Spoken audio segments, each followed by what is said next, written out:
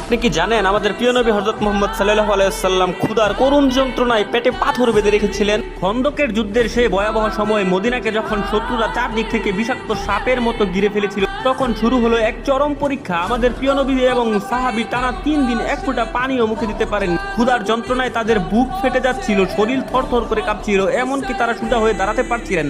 এমতো অবস্থায় ক্ষুধার জ্বালায় অস্থির হয়ে এক সাহাবী আল্লাহর রাসূলের সামনে এসে দাঁড়ালেন, নিজের জামা তুলে দেখালেন ক্ষুধার জ্বালায় কুকড়ে যাচ্ছেন এবং অতি কষ্টের সহিত আমাদের প্রিয় নবী হযরত মুহাম্মদ সাল্লাল্লাহু আলাইহি ওয়াসাল্লামকে দেখালেন তিনি ক্ষুধার যন্ত্রণায় তার পেটে পাথর বেঁধে রেখেছিলেন। তখন আমাদের প্রাণের নবী হযরত মুহাম্মদ সাল্লাল্লাহু আলাইহি ওয়াসাল্লাম মুস্কি হেসে তার পবিত্র চাদর মুবারক তার পেটের উপর থেকে সরানোর সাথে সাথে সকল সাহাবীরা দেখে গর্জে চিৎকার করে উঠলেন, কারণ আমাদের প্রিয় নবী হযরত মুহাম্মদ সাল্লাল্লাহু আলাইহি ওয়াসাল্লাম একটি নয় দুটি পাথর বেঁধে রেখেছিলেন তার পেটে। আমাদের প্রাণের নবী সাল্লাল্লাহু আলাইহি ওয়াসাল্লাম এত কষ্টের মাঝে থেকেও আমাদের জন্য কেঁদেছেন। আজ আমি দেখতে চাই আমাদের প্রাণের নবীকে